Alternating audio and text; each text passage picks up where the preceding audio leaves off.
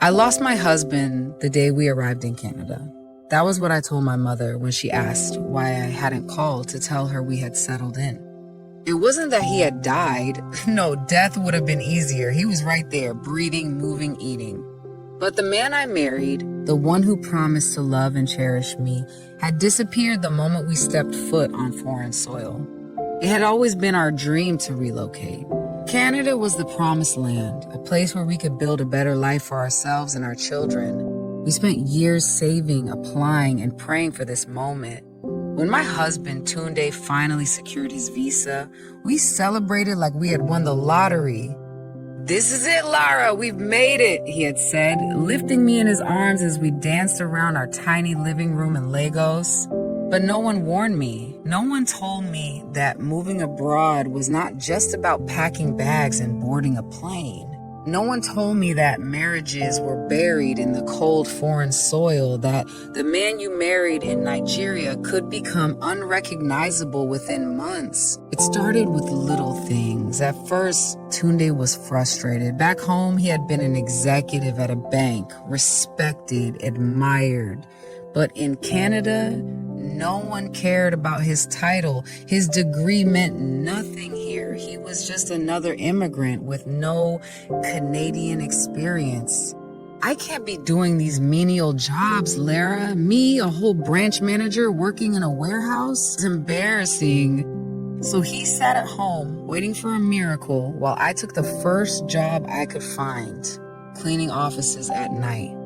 I worked like a machine, scrubbing floors while my husband scrolled endlessly through job postings, rejecting anything he thought was beneath him. Then the blame started. If you had just stayed home instead of insisting on coming here, we wouldn't be suffering like this. You think you're better than me now because you're earning in dollars? When he wasn't blaming me, he was out. At first, he said he was networking, meeting with contacts. Then he stopped bothering with excuses. He would leave the house in the afternoon and return the next morning, smelling of alcohol and cheap perfume. Instead, he grew colder. Then one night I woke up to find him gone. No note, no explanation, just an empty space beside me. The first night he didn't come home, I told myself not to panic. Maybe he had gone to clear his head, maybe he was meeting someone about a job, maybe, just maybe, he just needed space. But as the hours dragged on, my heart pounded louder than the ticking clock on the wall.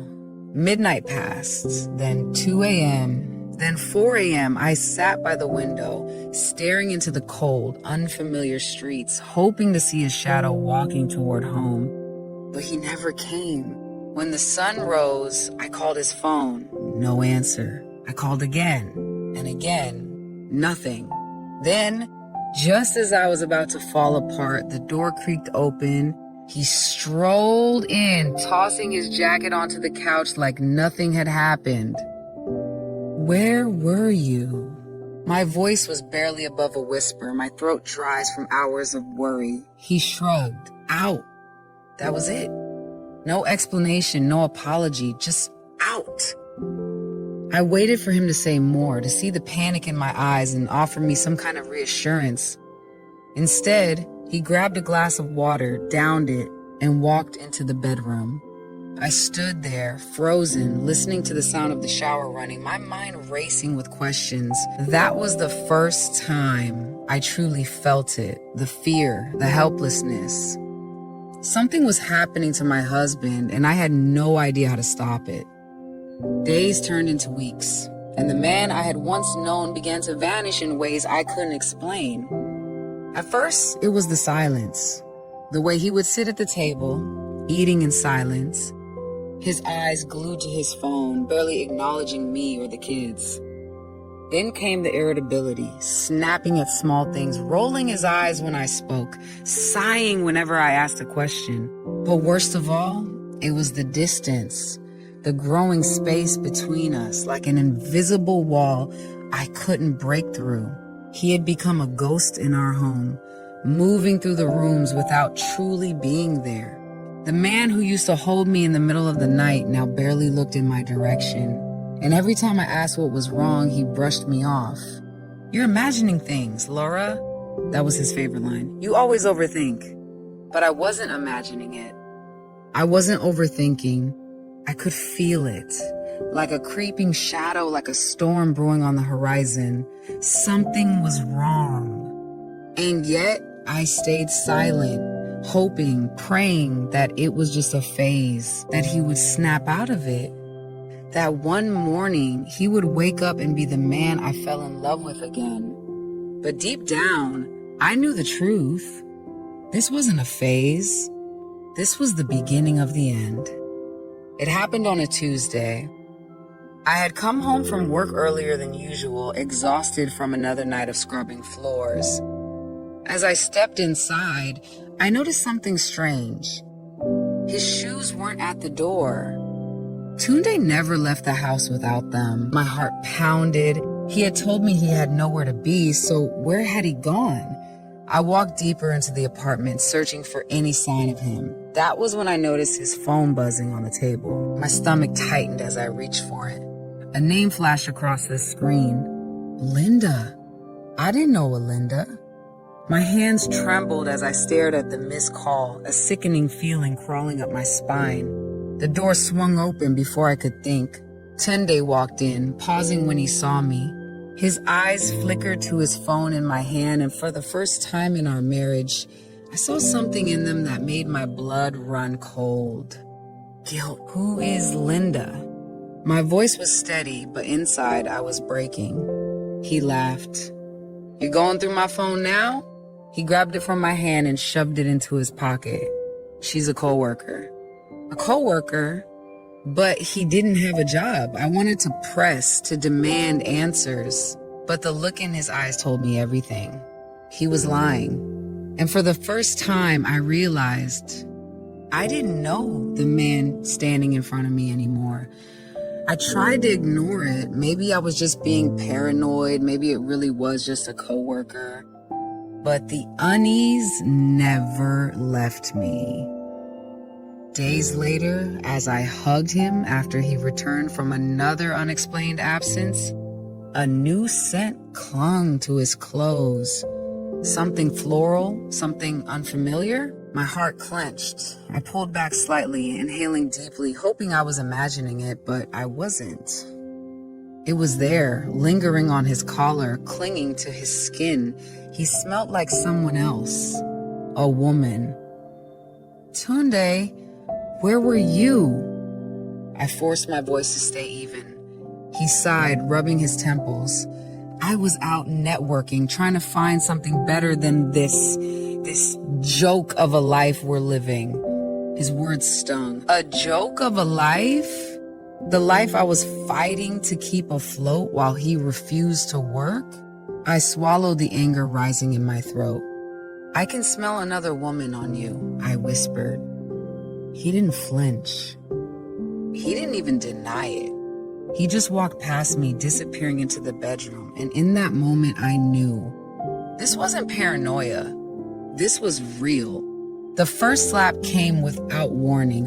One minute I was asking him where he had been. The next my cheek was burning, my ears ringing. I stumbled back, my vision blurring. For a moment, I couldn't process what had just happened. Tunde! My Tunde had never raised a hand against me before. But there he was, standing over me, breathing heavily, his hands clenched into fists. Are you my mother? He spat. My lips trembled. I wanted to scream, to fight back, but I couldn't. My body refused to move. My mind refused to accept that this was happening. And then, just like that, he turned and walked away, leaving me standing there, frozen, broken. The room spun. I touched my cheek, feeling the warmth of the slap still burning into my skin. This wasn't a nightmare. This was real. The man I had loved, the man I had trusted, was gone. And the stranger he had become, he was dangerous. The next morning, he acted as if nothing had happened. He sat at the table, scrolling through his phone, sipping his coffee like he hadn't left a burning mark on my cheek the night before. I stood by the sink, my hands trembling as I washed the dishes, waiting, hoping for him to say something. An apology, an excuse, anything. Finally, he sighed and leaned back. You made me do that, Laura. You pushed me. His voice was calm, almost tired. You keep nagging me, stressing me, treating me like I'm useless. Do you think that's easy for a man? My fingers gripped the plate so tightly I thought it would break. I wanted to scream, to throw something at him, to tell him he had no right to blame me, but instead, I did what I had been doing for weeks. I swallowed my pain, because deep down, I still wanted to believe this was temporary, that the stress of Canada had turned him into this, that one day, the real Tunde would return. I turned my back to him and forced myself to breathe.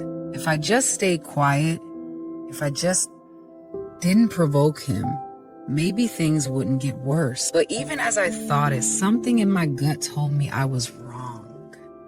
This wasn't a phase. This was who he was now. The final straw should have been the slap, but I was still holding on to hope. What finally shattered me was something else. The day I discovered he had drained our savings. It was a month later, on a cold morning when I went to the bank to withdraw money for rent. My hands shook as I entered my PIN, already feeling uneasy, as if my body knew something my mind didn't. The receipt printed. My stomach dropped. The balance was lower than I expected, much lower. I checked again, my pulse racing. Where had all the money gone? I rushed home, my heart slamming against my ribs. Tunde was lying on the couch staring at the TV. Where's the money? My voice was sharp, unsteady. He didn't even pretend not to know what I meant. He sighed, rubbing his temple. I needed it. Needed it for what? I wanted to scream. For rent? No! Because here we were, still behind on payments. For food? No, because I was the one buying groceries. Then it hit me. Her. The woman who smelled like the perfume on his clothes. The one who had stolen my husband's time and now my money. My hands clenched into fists. This was no longer just about a failing marriage. This was survival. I had to see her. I had to know who she was. The woman who had done what Canada couldn't. Taken my husband from me completely. I didn't tell Tunde where I was going that evening. I simply followed the address I had found on a piece of paper stuffed into his pocket, my heart pounding with every step. I told myself I wouldn't make a scene. I just wanted to see her, just a glimpse. But when I reached the apartment complex and saw her stepping out of a sleek red car, my breath caught in my throat. She was younger, prettier. She carried herself with ease, her head high, her laugh light. I should have turned around. I should have walked away, but I couldn't. Instead, I followed her. I needed to understand what she had that I didn't. As she unlocked her apartment door, I hesitated, my body torn between fight and flight. And then, before I could decide, she turned. Our eyes met, and in that moment, I knew. She wasn't just some woman. She knew who I was, too. And worse, she didn't look guilty. She smiled, as if she had already won. I didn't plan on speaking to her. But something about her smirk made my blood boil. Before I knew it, the words were out of my mouth. How long? She raised an eyebrow, her hand still on the door handle. Excuse me? My fists clenched. How long have you been sleeping with my husband? I expected a reaction. Shock, denial, maybe even fear. Instead, she sighed as if I was boring her. You're asking the wrong question, sweetheart. Her voice was smooth, effortless. The real question is, why are you still here? I felt like I had been slapped. I wanted to argue, to tell her she was wrong, that my husband wasn't hers, but deep down, I knew what she meant. Tunde had already left me long before today. I was the one still holding on. The one still fighting for something that no longer existed. My hands trembled as I turned away, shame burning through me. But as I walked back into the cold evening, I made a decision. This wasn't over. Not yet. Tunde was waiting when I got home, his arms crossed, his face unreadable. "Where were you?" he asked. For the first time, I didn't feel the need to lie. I saw her. His jaw tightened. He exhaled sharply, shaking his head. "Laura, you're making things worse for yourself." "Worse? I was making things worse." I let out a bitter laugh. "How much of our money did you give her?" His eyes flickered, just for a second, but it was enough. I had my answer. He didn't deny it. "I needed it," he said, the same excuse he had given me at the bank. But this time, I wasn't listening. I had nothing left to give. No more patience, no more understanding, no more love. I turned my back to him, feeling the weight of years of devotion crumble to dust. That was the last night I let myself cry for him. Because I knew with chilling certainty that soon he would be gone and I would be the one locking the door behind him. I woke up the next morning with a new resolve. I was leaving. Not just emotionally, but physically. Tunde had taken everything from me, my trust, my savings, my peace of mind. I would not let him take my future too. I started small. I opened a separate bank account and began transferring small amounts of money whenever I could. I saved every extra dollar from my cleaning job, hiding it in places he would never look. Inside old rice bags, under my shoes, even stitched into the lining of my winter coat. I was meticulous. I knew men like Tunde. He wouldn't let me go easily. He would try to manipulate me, guilt me into staying, but I wouldn't let him. Every night, I studied my escape plan like a war strategy. I researched rental listings, safe neighborhoods, and emergency shelters for women leaving abusive situations. I memorized bus routes. I even found a second job, working at a small convenience store in the mornings before my cleaning shift. Tunde barely noticed. He was too busy pretending he still had control over me, but I knew the truth. He had already lost me, and soon he would know it too. I thought I had planned for everything. I was careful, discreet, determined. But I had underestimated one thing: Tunde's cruelty. One night I came home from work to find him sitting at the table, his phone in one hand, a drink in the other. His expression was unreadable, but I knew something was wrong. "You've been moving money, Lara." My stomach twisted. How had he found out? "Do you think I'm stupid?" He continued, his voice eerily calm. "You think I wouldn't notice?"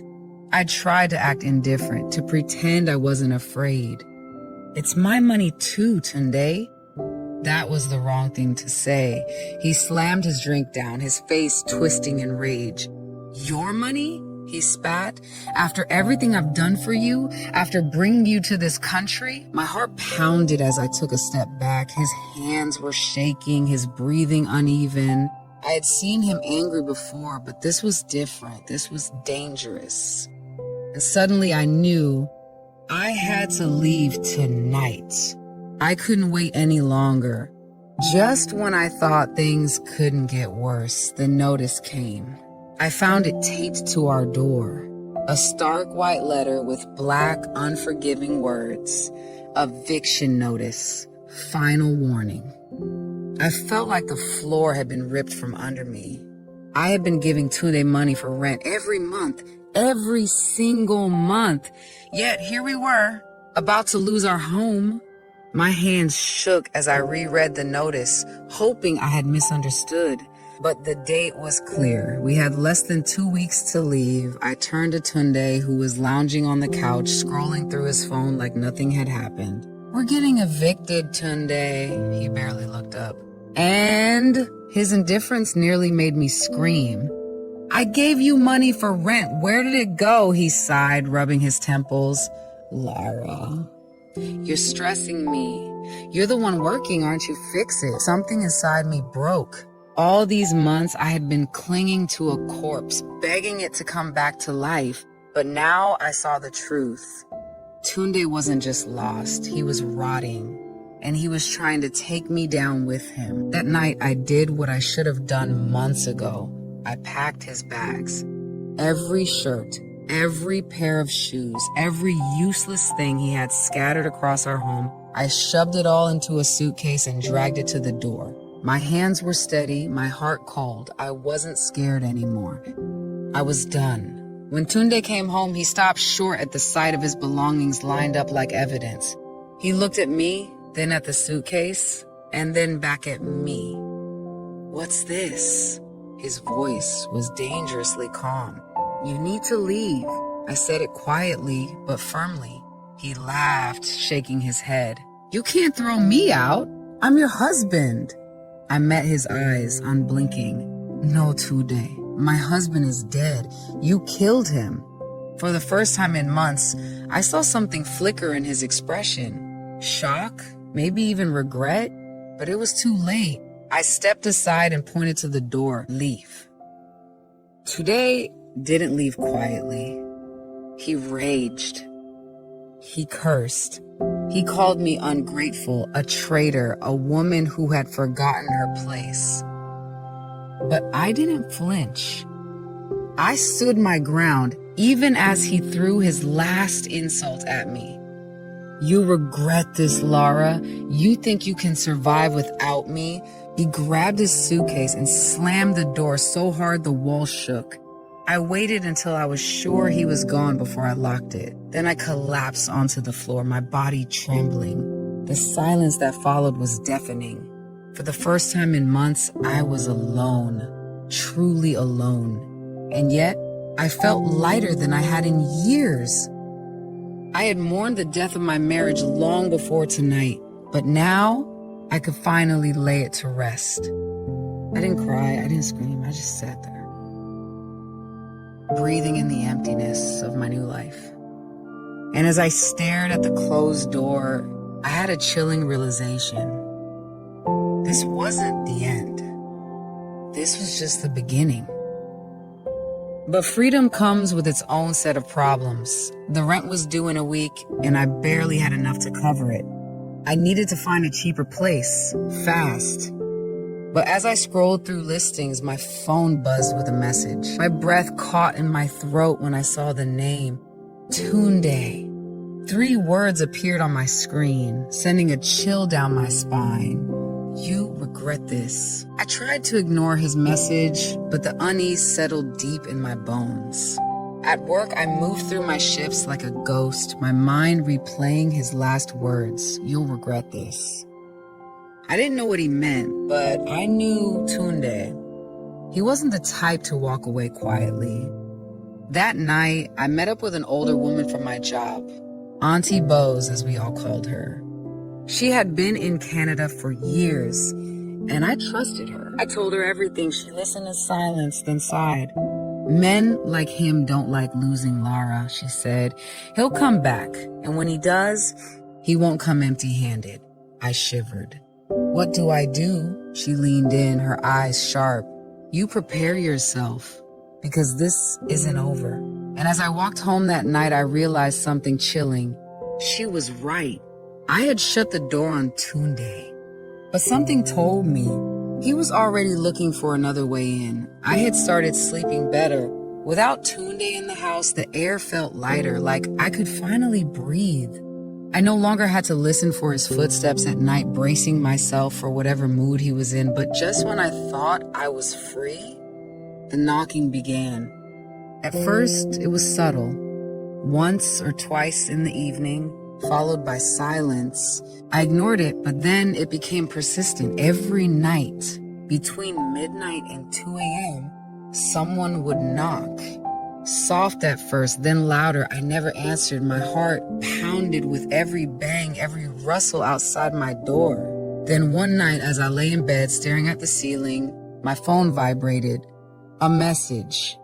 "Open the door, Lara." My blood ran cold. I didn't have to check the sender. I knew who it was. I sat up, my hands shaking. Another knock, harder this time. I pressed a hand over my mouth to keep from gasping. He was outside, watching, waiting. A new kind of fear settled in my bones. Kicking him out had been easy. Keeping him out would be the real battle. I didn't sleep that night. I sat curled up on the couch, staring at the door, waiting for the next knock. But it never came. By morning, I convinced myself I had imagined the whole thing.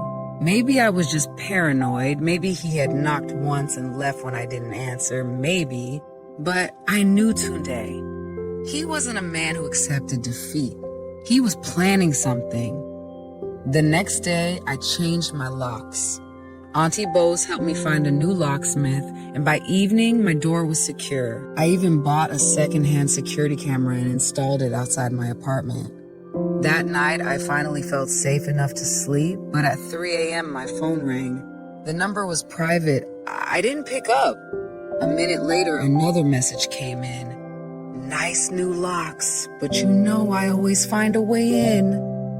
My breath caught in my throat. He had been watching. Tunde wasn't done with me yet.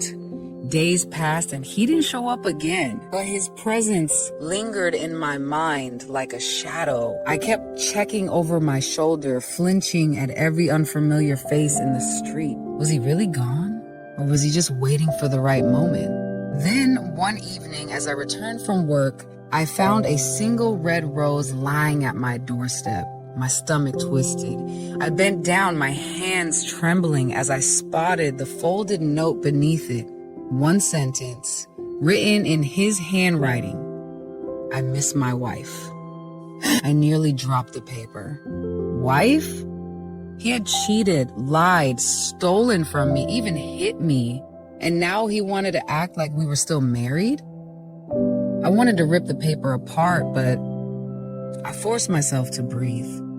Tunde was testing me. He wanted to see if I was scared. And the truth was, I was. But I wouldn't let him know that. I survived this long. I wouldn't let him pull me back now. A week passed with no sign of him. I started to believe he had finally moved on. Then I saw him. It was a Saturday afternoon. I was at the grocery store picking up bread when I felt it. The weight of someone watching me. My stomach clenched as I turned around, and there he was, Tunde, standing at the end of the aisle, staring at me like he had every right to be there. He looked different. Not the arrogant man who had walked out of my home. His eyes were darker, sunken. His beard was unkempt, his clothes slightly wrinkled. Had he been struggling? I should have walked away, but my body refused to move. He took slow steps toward me, his gaze locked onto mine. When he spoke, his voice was low, almost pleading. "You look good, Laura." My breath caught. I clenched my jaw, turning back to the shelf, pretending to examine the labels. "What do you want, Tunde?" I kept my voice even. He exhaled, stepping closer. "I just want to talk." Talk? The last time he had talked to me, I had ended up with a swollen cheek. My grip tightened around the loaf of bread. I needed to get out of here, fast. I paid for my groceries quickly, walking fast toward the exit. But Tunde followed. His footsteps were steady, deliberate. "Lara, wait!" I ignored him. He grabbed my wrist. Gently, but firm enough to make me stop. I turned sharply, my heart racing. His eyes searched mine. "Let's start over." He nodded, his grip tightening. "I made mistakes, but I want to fix things." I yanked my hand away. "There is no fixing this." I should have walked away, but against my better judgment, I followed him. We drove in silence to a part of town I had never been to before. An area filled with expensive cars, polished storefronts, and men in dark suits who looked like they didn't belong in legal business. Tunde parked outside a lounge with tinted windows. As we stepped inside, the air was thick with cigar smoke and whispers. A man in a gold watch gave Tunde a nod, sliding an envelope across the bar. Money, a lot of it. My stomach tightened. What had he gotten himself into? I turned to him, my voice barely above a whisper. "Tunde, what is this?" He smirked, flipping through the cash. "This is how things work here, Lara. You think you can survive by scrubbing floors forever?" My breath hitched. I had spent months trying to hold my life together while he had been out making shady deals, stepping into a world I wanted no part of. I took a step back, my pulse hammering. I had to get out of here. I left without another word. He called my name, but I didn't turn back. My heart pounded as I walked, half expecting him to chase me. But he didn't. He let me go. That night, as I lay in bed, staring at the ceiling, I felt something I hadn't felt in months. Not sadness, not anger, fear. Tunde had changed, yes, but this wasn't just about our broken marriage anymore. This was bigger. This was dangerous. The next morning, I received a call from an unknown number. I hesitated before answering. A deep, unfamiliar voice spoke. "Stay away from Tunde." My blood ran cold. "Who is this?" Silence. Then, "If you know what's good for you, Lara, you'll stop asking questions." The line went dead. My hands trembled as I lowered the phone. Tunde hadn't just ruined our marriage. He had gotten himself into something deadly, and now I was caught in the middle of it. I sat frozen, gripping my phone so tightly my fingers turned white. "Stay away from Tunde." The words echoed in my head long after the call had ended. I had spent months trying to escape him, and now, just when I thought I was free, his demons were pulling me back in. But this wasn't just about a failed marriage anymore. This was bigger. Dangerous. Someone wanted me away from him, and they weren't asking nicely. For the next few days, I walked around with a constant weight on my chest. I was being watched. I could feel it. At the grocery store, at the bus stop, even outside my apartment. A black car that hadn't been there before. A man on the street who stared too long. Maybe I was imagining things. Or maybe, for the first time, my life was truly at risk. Either way, I knew one thing. I had to act fast. Staying in the same place was no longer an option. The morning after the call, I stepped outside to take out the trash and my heart stopped. Someone had been here. A note was taped to my door. No envelope, no signature, just 6 words. Written in thick black ink, "Mind your business or you'll regret it." My hands trembled as I snatched it down, my pulse hammering. I glanced around, but the street was empty. I ran inside, locking the door behind me. My hand shook as I dialed Auntie Bo. She answered on the first ring. "Lara, what is it?" I struggled to speak. "He's in trouble, Auntie, big trouble, and now they're coming after me." She was silent for a moment, then sighed. "Pack your things. You need to leave, child, before it's too late." The finality in her voice sent chills down my spine. I had already lost my husband. I wasn't going to lose myself, too. I packed in silence, my mind racing. Where could I go? I had no family here, barely any close friends. My savings weren't enough for a new place yet. And worst of all, if someone really wanted to find me, would running even help? But I couldn't stay. I threw my essentials into a small suitcase, grabbed the emergency cash I had saved, and booked a cheap motel room across town. It wasn't much, but it was safe, or so I thought. That night, as I sat on the stiff motel bed, my phone vibrated again. Another private number. I didn't answer, but a message came through seconds later. "You think running will help?" I sucked in a sharp breath. My fingers hovered over the screen, my body frozen with fear. I wasn't running from Tunde anymore. I was running from something far worse, and whoever they weren't done with me yet. The motel was eerily quiet, but I couldn't sleep. Every noise sent my heart racing. Then, around midnight, I heard a knock. My stomach twisted. I held my breath, staring at the door. Another knock, louder this time. My phone buzzed. Open up, Lyra, it's me. My breath caught in my throat. Tunde. I didn't move. I wanted to scream at him, to tell him to leave me alone, but fear kept me silent. He knocked again, this time harder. I know you're in there. His voice was different, desperate, but I didn't trust it, not anymore. I stayed perfectly still, my fingers gripping my phone. After a long pause, I heard him sigh, then footsteps, and finally, silence. But as I peeked through the curtains, my blood ran cold. He wasn't alone. There was a man with him. A man I had never seen before, and something about the way he looked at my door, it wasn't good. My fingers hovered over the screen, my body frozen with fear. I wasn't running from Tunde anymore. I was running from something far worse, and whoever they weren't done with me yet. Tunde was tangled in something dark, something far worse than I had imagined, and now it had reached me. The next morning, I went to Auntie Bose's shop, needing to talk in person. But before I could explain everything, she placed a firm hand on mine. Lara, listen to me. Tunde owes people, bad people, and if they can't find him... Her voice trailed off. My breath hitched. They would come for me instead.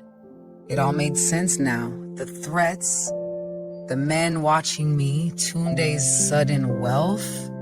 He hadn't earned it. He had borrowed it.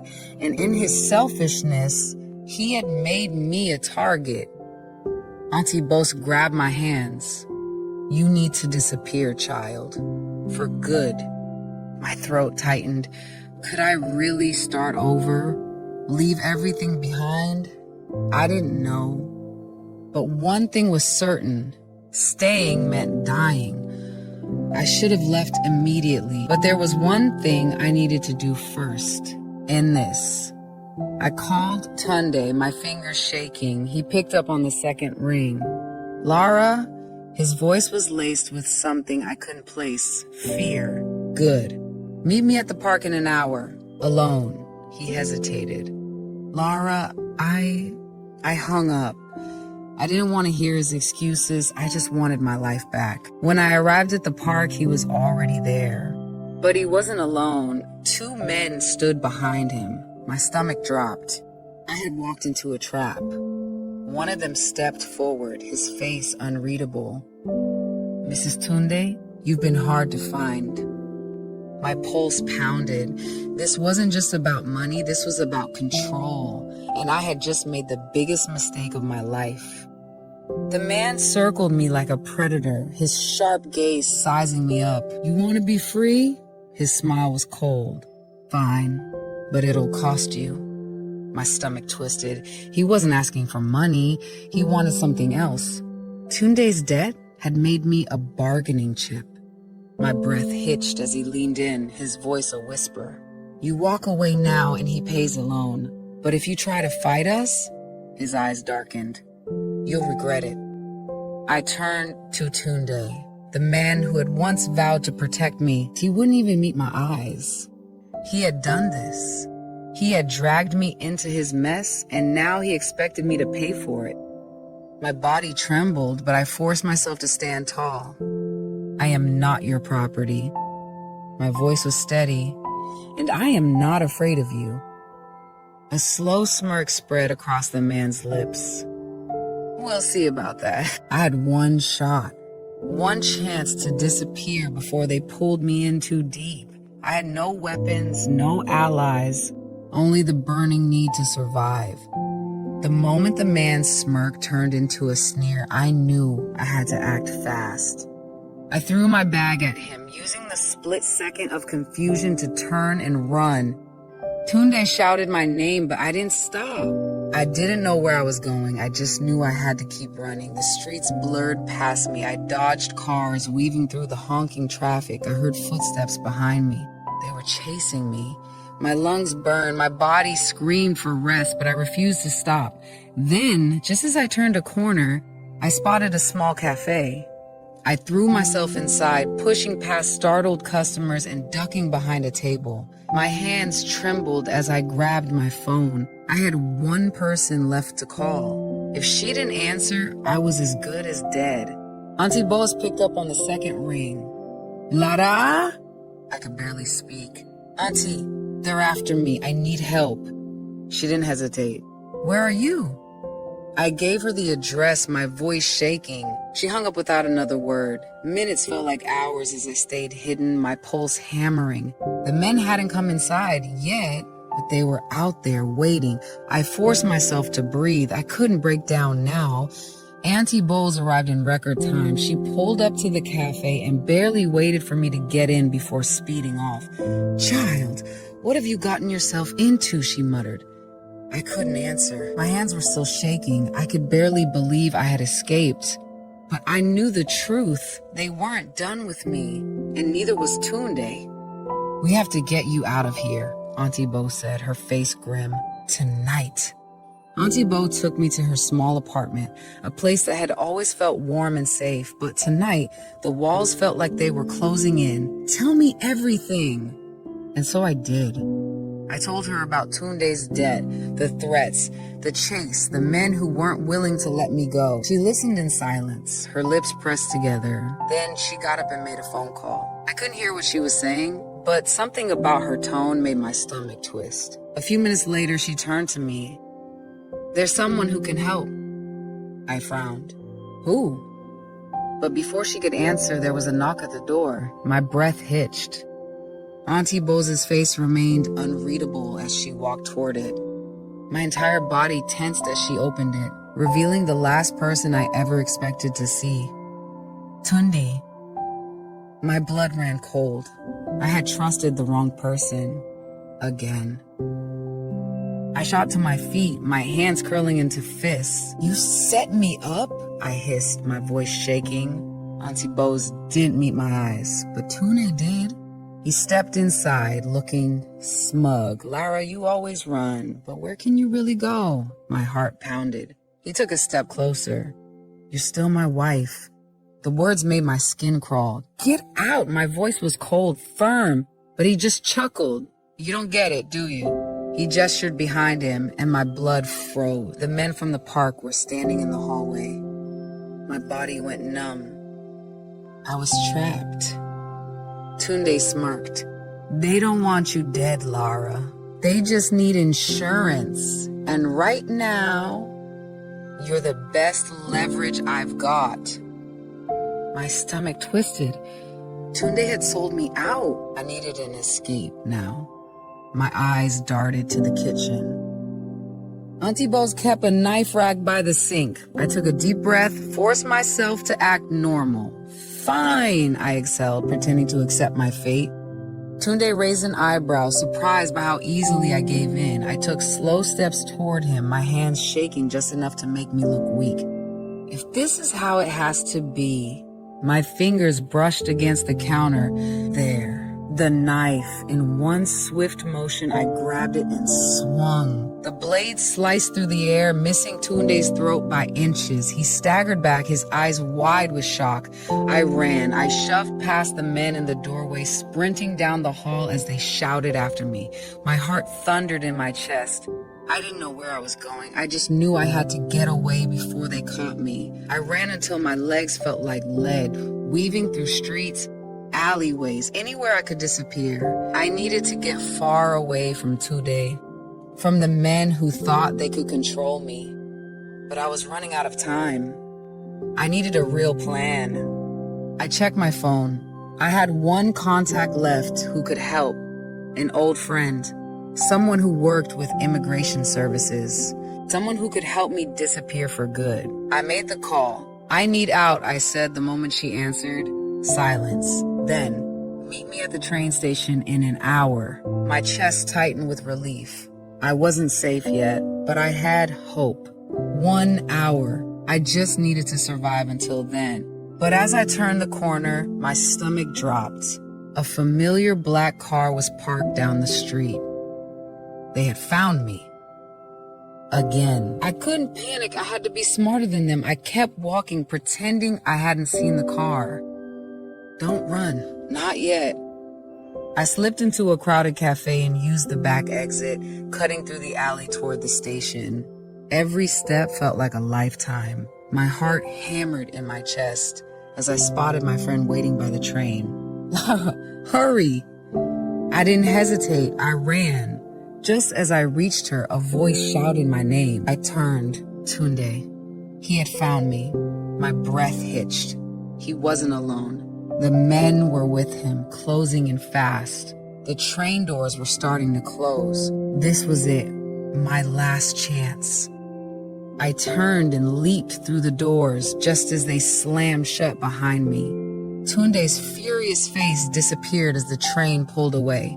For the first time I knew I was truly free. The train carried me far from the life I had barely escaped. I sat by the window, watching the city fade into the distance, my heart still racing. I had nothing, no luggage, no home, no certainty of what came next. But for the first time in a long time, I had peace. No more waking up in fear. No more waiting for a man who had already left me long ago. No more running. As the train pulled into a new city, I exhaled deeply. My friend Cynthia was waiting for me. She worked in immigration services and had seen cases like mine before. She didn't ask too many questions, just handed me an envelope with a new address, a job referral, and a prepaid phone. This is your second chance, Lara. Don't look back. I clutched the envelope like a lifeline. For the first time, I believed I could truly start over. My new life wasn't easy. I lived in a tiny rented room, worked long shifts at a small cafe, and spent every spare minute rebuilding myself. I forced myself to stop looking over my shoulder. I told myself Tunde was gone. But fear has a way of creeping in, whispering doubts when you least expect it. And then, one evening, as I stepped out of work, I saw him. It was just for a second, a tall figure standing across the street wearing a dark coat. My breath hitched. Tunde? My heart pounded, but when I blinked, he was gone. Was it my imagination? Or had he really found me again? I walked home quickly, locking my door behind me. I was safe. I had to believe that. But deep down, I knew. I couldn't truly be free until I knew he was no longer a threat. That night, I turned on my prepaid phone, the one Cynthia had given me, one missed call. No number, no name. My stomach clenched. My fingers trembled as I called back, my breath catching when a familiar voice answered. Tunde, my blood ran cold. Lara, he breathed. You think you won? His voice was lower, darker. I swallowed the lump in my throat. I don't care about winning. I just want to be free. He let out a dry chuckle. You'll never be free of me. My hands clenched into fists. He was wrong. This time I had control. My voice was steady when I spoke. Stay away from me, Tunde, because the next time you come near me, I won't run. I'll fight. Before he could respond, I hung up. It was the last time I ever spoke to him. A week passed. No calls, no signs of him. Then, one evening, Cynthia called. Turn on the news. My stomach flipped as I grabbed the remote. The headlines flashed across the screen. A criminal operation exposed. Several arrests made, including one man trying to flee the country. And there, in blurry footage, was Tunde. I sank onto the couch, my hands covering my mouth. He was caught. The man he owed had finally turned on him. His past had caught up with him. Karma had found him. Cynthia's voice was calm. He won't be bothering you anymore. Relief washed over me like a tidal wave. It was over, truly over. I wasn't afraid anymore. I didn't have to be. Tunde was finally gone.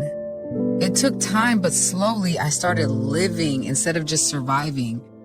I made friends at work. I laughed again.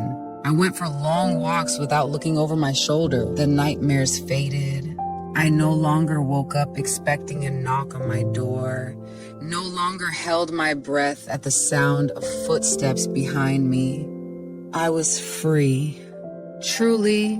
One day, as I stood by the cafe window watching the world move around me, I realized something.